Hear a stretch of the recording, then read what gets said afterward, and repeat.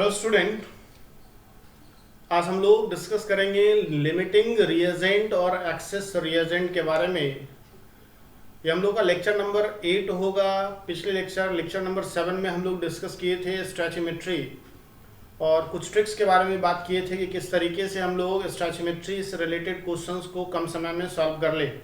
ध्यान रहे, वो सारा कंडीशन जो स्टैचियोमेट्री में बताया गया था वो उस समय एप्लीकेबल था जब वहाँ पे कोई लिमिटिंग रिएजेंट नहीं हो, या फिर अगर बात करें कि सिंगल रिएक्टेंट वाला रिएक्शन में वो एप्लीकेबल 100% था। लेकिन अगर कंडीशन का बात किया जाए कि दो चीज़ है, अगर रिएक्टेंट साइड में एक से ज़्यादा रिएक्टेंट है तो क्या वैसे सिचुएशन में हम लोग एक को बोल देते हैं लिमिटिंग रिएजेंट, दूसरे को बोलते हैं एक्सेस।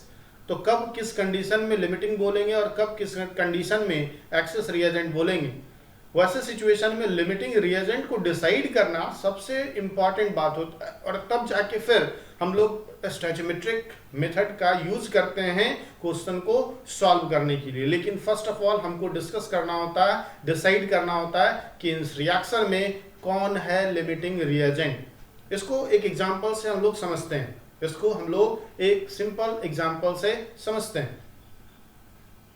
अगर देखा जाए कि मेरे पास कार्बन का कंबशन हो रहा है, ठीक है, किसका कंबशन हो रहा है? कार्बन। और कार्बन प्लस ऑक्सीजन मिलके क्या बना रहा है? कार्बन डाइऑक्साइड बना रहा है। तो अगर ध्यान से देखा जाए तो कार्बन का यहाँ पे 1 मोल है तो 12 ग्राम होगा। ऑक्सीजन का कितना है? 1 मोल। ऑक्सीजन का 16 × 2 32 ग्राम इसका होगा। और ये बनता हुआ दिख रहा है मेरे पास 44 ग्राम CO2। अगर यहाँ देखा जाए तो law of conservation of mass valid होता हुआ दिख रहा होगा, बिकॉज कार्बन और ऑक्सीजन कंप्लीटली कंज्यूम होके कार्बन डाइऑक्साइड का फॉर्मेशन कर रहा है। Carbon and oxygen completely consume होके कार्बन डाइऑक्साइड बना रहा है। अगर इस क्वेश्चन में बोला गया, सिंपल सी क्वेश्चन है कि मेरे पास जो है 5 किलोग्राम कार्बन है और 32 ग्राम ऑक्सीजन है, तो कितना कार्बन डाइऑक्साइड बनेगा? कितना कार्बन डाइऑक्साइड बनेगा? बहुत ही ध्यान से समझना है। यहाँ पे कार्बन 12 ग्राम था, ऑक्सीजन 32 ग्राम था और ये 44 ग्राम। ऐसा इसलिए बोल रहे हैं क्योंकि इसका एक्चुअल में क्या था? 1 मोल, इसका भी 1 मोल और इसका भी 1 मोल। और ये एक बैलेंस्ड केमिकल इक्वेशन है। कार्बन का 1 मोल का मास 12 ग्राम, ऑक्सीजन का 1 मोल का मास 32 ग्राम और कार्बन डाइऑक्साइड के 1 मोल का मास कितना हो रहा है? 44 ग्राम। तो वैसे सिचुएशन में जब कार्बन मेरे पास 5 किलोग्राम दिया गया और ऑक्सीजन 32 ग्राम ही दिया हुआ है, तो वैसे सिचुएशन में CO2 का अमाउंट कितना बनेगा? तो ध्यान से देखना, ये कंबशन प्रोसेस है और कंबशन के लिए ऑक्सीजन ऑलवेज नेसेसरी होता है। देखा जाए कि ऑक्सीजन 32 ग्राम है और 32 ग्राम ऑक्सीजन सिर्फ 12 ग्राम कार्बन को जला सकता है।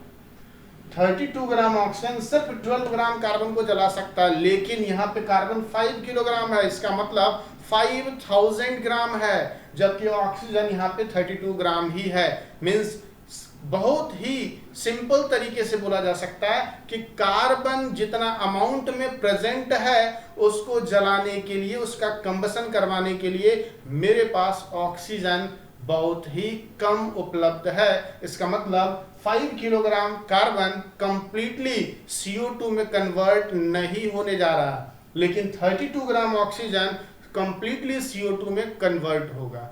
तो यहाँ पे ऑक्सीजन जितना जरूरत था उससे काफी कम है, तो ऐसे रिएक्टेंट को लिमिटिंग रिएक्टेंट बोलेंगे। और कार्बन यहाँ पे जरूरत जितना था ऑक्सीजन के हिसाब से उससे काफी ज्यादा दिख रहा है, तो हम इसको यहाँ पे एक्सेस रिएजेंट कहेंगे। तो ध्यान से, ये हो गया मेरा क्या? लिमिटिंग। और ये यहाँ पे क्या हो गया? एक्सेस हो गया। ये क्या हो गया? Excess reactant. अब यहाँ पे अगर ध्यान से देखा जाए कि लिमिटिंग और एक्सेस तो डिसाइड कर लिए, अब यहाँ पे लिमिटिंग रिएजेंट क्या होता है? तो दूसरे तरीके से अगर बोले तो हम बोलेंगे it will decide amount of product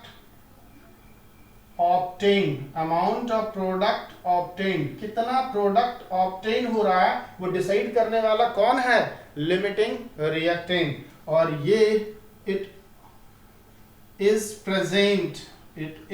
present in excess amount, ये प्रेजेंट है एक्सेस अमाउंट में, एंड इट विल फॉर्म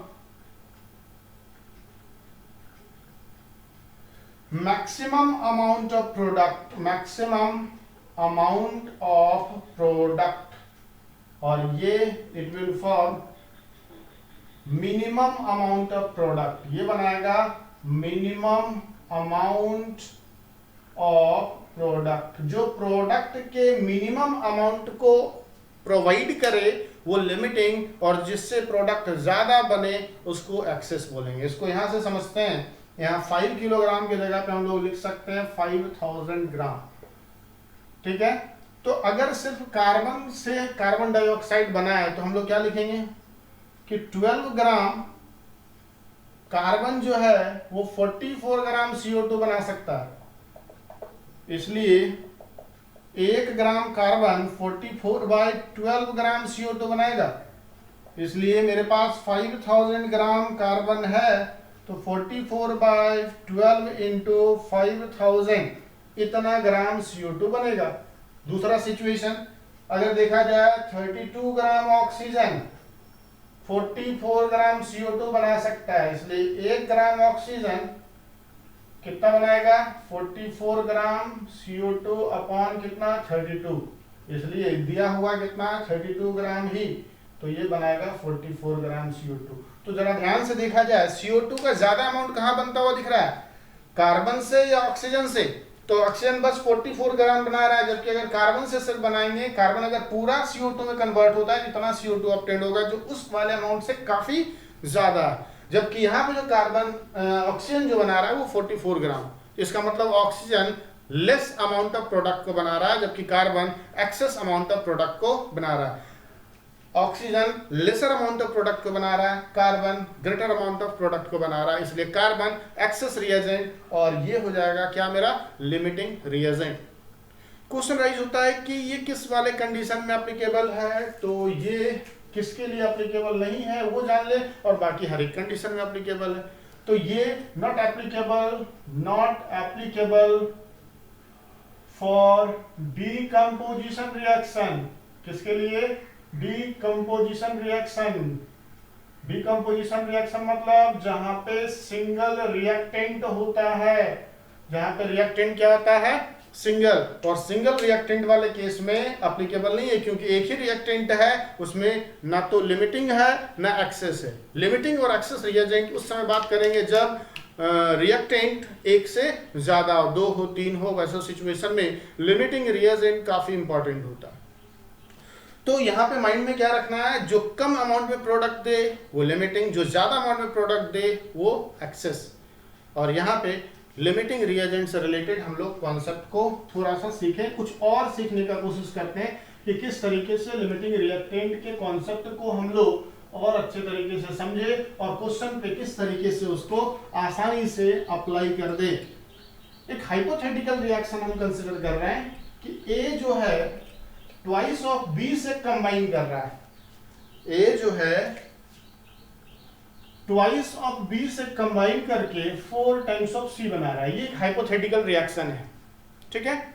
और बोला गया कि इसका 5 मोल है, इसका कितना है 5 मोल है, और इसका मान लिया जाए दिया हुआ है 12 मोल। क्वेश्चन क्या है, 5 moles of A and 12 moles of B will combine together to form a product C. According to the reaction, A plus 2B will form 4C. Then identify out of A and B which is excess reagent and which will be limiting reagent. ध्यान से समझना है, A और B दो reactant combine करके एक product C बनाता हुआ दिख रहा है, जिसका बैलेंस्ड इक्वेशन इस तरीके से है A plus 2B 4C। A का 5 मोल और B का 12 मोल है, तो बोला गया इसमें लिमिटिंग कौन और एक्सेस कौन। ऐसा करते हैं कि हम लोग डायरेक्ट प्रोडक्ट को बना के देखते हैं। तो A का 1 से C का कितना बन रहा है 4 मोल, ठीक है। तो A का 5 मोल से C का 4 इंटू क्या बन जाएगा 5, that means 20 moles of C। चलिए यहाँ पे कोई दिक्कत, ए का 1 मोल सी के कितना मोल बना रहा है 4 मोल, तो ए का 5 मोल सी का कितना बनाएगा 5 इंटू 4 टाइम दैट इज 20 मोल। दूसरा सिचुएशन बी का अगर बात किया जाए 1 मोल, या एक्चुअल सिचुएशन का बात किया जाए बी का 2 मोल सी का कितना मोल बना रहा है 4 मोल, या फिर बोले बी का 1 मोल सी का कितना बना रहा है 2 मोल बना रहा है, सी का कितना मोल बना रहा है 2 मोल। इसलिए 1 मोल के जगह पे इस बार क्या ले रहे हैं 12 मोल 12 मोल, तो सी का कितना बन जाएगा 24 मोल्स ऑफ सी। अब यहां पे बताया जाए कि ए और बी जब कंबाइन किया तो जितना मोल यहां पे इंफॉर्मेशन में दिया हुआ है उसके अकॉर्डिंग ए अपने 5 मोल से सी का 20 मोल बना दे रहा है, बी अपने 12 मोल से सी का 24 मोल बना दे रहा है।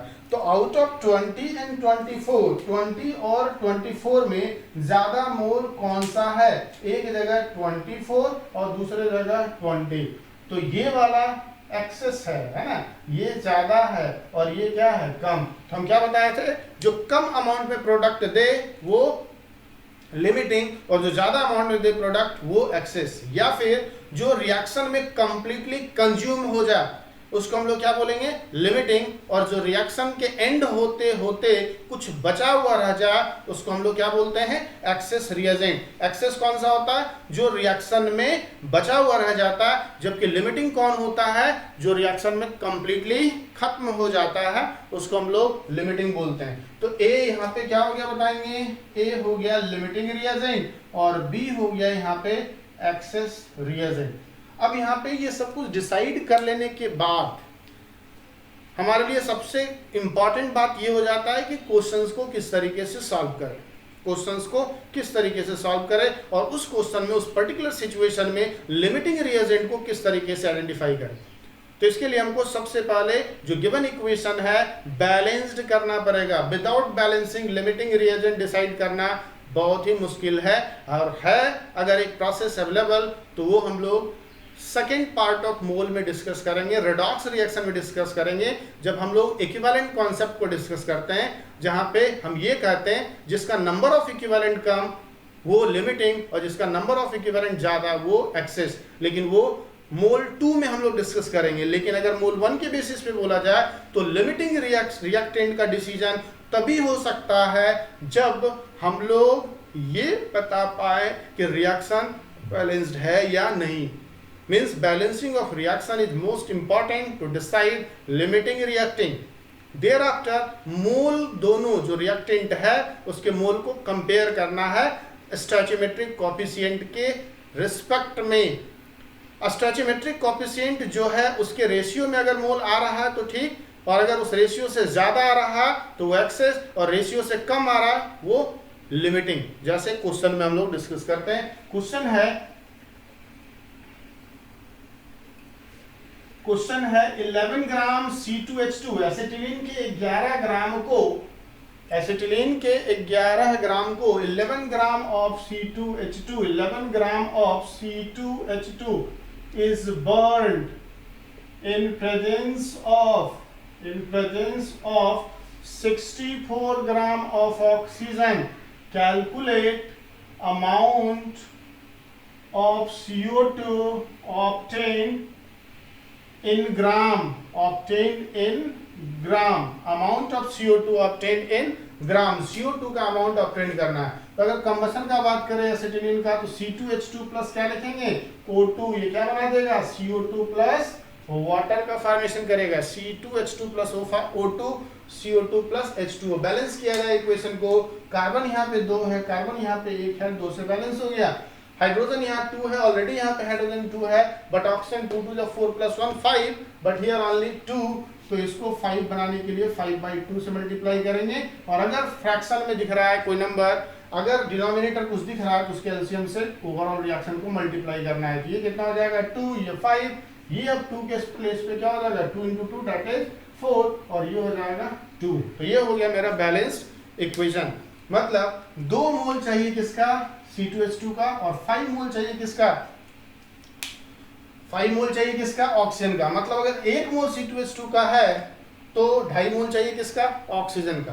अब ध्यान से देखिए कि 11 ग्राम दिया हुआ है। नंबर ऑफ मोल कैसा निकालते हैं हम लोग, given weight by molecular weight, given weight by molecular weight. Acetylene का मॉलिक्यूलर वेट क्या होगा, C2H2, कार्बन 2 हाइड्रोजन 2, कार्बन का 12 टू जा 24 plus hydrogen 2, hydrogen 2, that means 24 plus 2 26। कितना हो जा रहा है, 26। ऐसा कर दे रहे हैं कि इजी कैलकुलेशन के लिए हम लोग इसमें कुछ चेंजिंग कर रहे हैं क्वेश्चन में, और वो कर दे रहे हैं 24 2 26, यहाँ 13 ग्राम। तो यहाँ पे क्या लिखेंगे, 13 ग्राम। नंबर ऑफ मोल कैसे निकालते हैं, 13 अपॉन इसका मोलर वेट जो कि 26 है, ठीक है। और ऑक्सीजन कितना बताएंगे, 64, और ऑक्सीजन का मास कितना होता है, 32। ये कितना हो गया, 2 मोल, और ये कितना हो गया, 0.5 मोल। तो जरा ध्यान से देखा जाए, क्या ये दोनों और ये दोनों रेशियो में है। 0.5 को कितने से मल्टीप्लाई करें जो 2 मिलेगा, 4 से, और 2 को कितने से मल्टीप्लाई करें जो 5 आ जाए, तो 2.5 से। कितने से, 2.5। तो सोचो यहाँ पे 2.5 से मल्टीप्लाई करने पे 5, और ये जो मोल है उसका इसके रिस्पेक्ट में कितना टाइम्स है, 4 टाइम्स। तो आउट ऑफ दिस 2 कौन है लिमिटिंग रिएजेंट। अभी भी डिसाइड अगर नहीं हो रहा है तो आप डायरेक्ट कर लो कि ये 2 मोल से इसका 4 मोल, 2 से कितना मोल, 4 मोल, तो 1 से कितना मोल, बोलिए 1 से कितना मोल, 2 मोल, इसलिए 0.5 से कितना मोल, 1 मोल बनेगा। मतलब 44 ग्राम प्रोडक्ट दे रहा है कौन, 0.5 मोल्स। जबकि ये कितना दे रहा है बताएंगे, 5 से कितना बन रहा है, 4 मोल CO2, इसलिए 1 से कितना बनेगा, 4/5 मोल्स ऑफ CO2, इसलिए 2 से कितना बनेगा, 4/5 इंटू 2, दैट इज 8/5 मोल्स किसका, CO2 का। ये कितना आ जा रहा बताइए, तो 8/5, और CO2 का मास कितना होता है, 44, तो 44 इंटू 8/5 इज ग्रेटर देन 44। 44 से वो क्या दिख रहा है, ज्यादा दिख रहा है। 44 से क्या दिख रहा है, ज्यादा दिख रहा है। इसका मतलब क्या हो गया कि ये एक्सेस रिएजेंट है, और ये क्या है, लिमिटिंग रिएजेंट। ये क्या है, लिमिटिंग रिएजेंट। मेरा आंसर क्या होने जा रहा है, मेरा आंसर होने जा रहा है 44 ग्राम। अगेन क्वेश्चन में 13 ग्राम एसिटिलीन को जलाया जा रहा है, 64 ग्राम ऑफ ऑक्सीजन में CO2 का अमाउंट बताना है, कितना वेट CO2 का ऑब्टेन हुआ। तो इक्वेशन मेरे पास बैलेंस करने के बाद वो आ रहा है 2C2H2 plus 5O2 4CO2 plus 2H2O। देखा जाए number of moles of C2H2 actual में है कितना इस सिचुएशन में, तो 26 होता है मोलर मास। तो given weight by molar mass is number of moles, तो 13/26 इज हाफ मोल। एंड यहाँ पे दिया हुआ है 64, जबकि ऑक्सीजन का मॉलिक्यूलर मास 32 होता है, तो यहाँ 2 मोल हो गया। मतलब इसका हाफ और इसका 2, जबकि इसका 2 और 5 का रेशियो है, और ये हाफ एंड 2 का रेशियो। तो यहाँ पे लिमिटिंग कौन होगा, तो दोनों से प्रोडक्ट बनाइए। इसका 2 मोल, इसका कितना मोल दे रहा है, 4 मोल, तो 1 मोल कितना देगा, 2 मोल, इसलिए हाफ मोल कितना देगा, 1 मोल, दैट इज 44 ग्राम। यहाँ पे 5 मोल से कितना मोल मिल रहा है CO2 का, 4 मोल, इसलिए 1 मोल से 4/5 मोल्स ऑफ CO2, इसलिए 4/5 मोल्स का है ना, 4/5 मोल्स का, इसलिए टोटल मोल है कितना, 2 मोल। सॉरी यहाँ पे, हाँ 5 मोल से 4 मोल, 1 मोल से 4/5, इसलिए 2 मोल से 4/5 इंटू 2, दैट इज 8/5, 8/5 इंटू 44। ये 44 से काफी ज्यादा दिख रहा है अमाउंट, इसलिए ये ऑक्सीजन जो है ज्यादा अमाउंट ऑफ प्रोडक्ट बनाता हुआ दिख रहा है, जबकि कार्बन एसिटिलीन कम अमाउंट ऑफ प्रोडक्ट दे रहा है। इसलिए जिससे कम अमाउंट में CO2 मिलेगा वही कंप्लीटली कंज्यूम हुआ होगा, और वही होगा लिमिटिंग रिएजेंट, और जो कंप्लीट कंज्यूम नहीं हुआ वो है एक्सेस रिएजेंट। तो इस क्वेश्चन के थ्रू हम लोग यहाँ पे डिसाइड कर पाए कि कौन है लिमिटिंग, कौन है एक्सेस, और उससे रिलेटेड न्यूमेरिकल्स भी हम लोग डिस्कस कर लिए। अगर अगला क्वेश्चन का बात करें तो अमोनिया से रिलेटेड एक क्वेश्चन हम लोग डिस्कस कर ले कि अगर नाइट्रोजन और हाइड्रोजन मिलके अमोनिया का फॉर्मेशन कर रहा है, तो वहां पे लिमिटिंग रिएजेंट को डिसाइड भी करना है हमको, और फिर उससे रिलेटेड क्वेश्चंस को भी डिस्कस करना है। तो बोला गया नाइट्रोजन और हाइड्रोजन कंबाइन किया, इक्वेशन बैलेंस करके N2 + 3H2 twice of NH3 होता है, ठीक है। तो क्वेश्चन में क्या बोला गया कि नाइट्रोजन जो है मेरे पास, नाइट्रोजन जो है मेरे पास वो है 64, 56 ग्राम दिया गया है नाइट्रोजन, 56 ग्राम दिया गया है नाइट्रोजन, ठीक है, 56 ग्राम दिया गया है नाइट्रोजन, और हाइड्रोजन यहाँ पे दिया गया है 12 ग्राम, और बोला गया अमोनिया क्या बनेगा, ठीक है, अमोनिया का फॉर्मेशन कितना होगा। तो जरा ध्यान से, 1 मोल नाइट्रोजन 3 मोल हाइड्रोजन से कंबाइन करके 2 मोल अमोनिया बना रहा है, 1 मोल नाइट्रोजन 3 मोल हाइड्रोजन से कंबाइन करके 2 मोल अमोनिया का फॉर्मेशन कर रहा है। तो क्वेश्चन में 56 gram of nitrogen when react with 12 gram of hydrogen, then what will be amount of ammonia obtain, what will be amount of ammonia obtain. Solve करके देखिए इसको।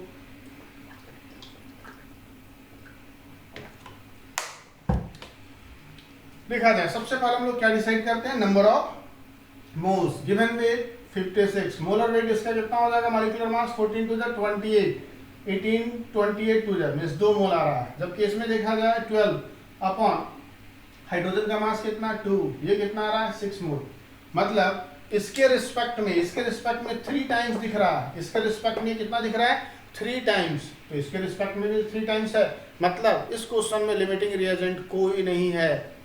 इस केस में nitrogen and hydrogen completely consume हो रहा है। क्या इसमें और इसमें रेशियो कितना है 1/2, क्या यहाँ रेशियो 1/2 है, यहाँ का रेशियो बताएंगे 1/2, यहाँ का रेशियो बताएंगे 3/6 दैट इज 1/2, तो दोनों जगह मोल का रेशियो क्या है सेम, इसलिए no limiting reagent, no excess reagent that is N2 and H2 will consumed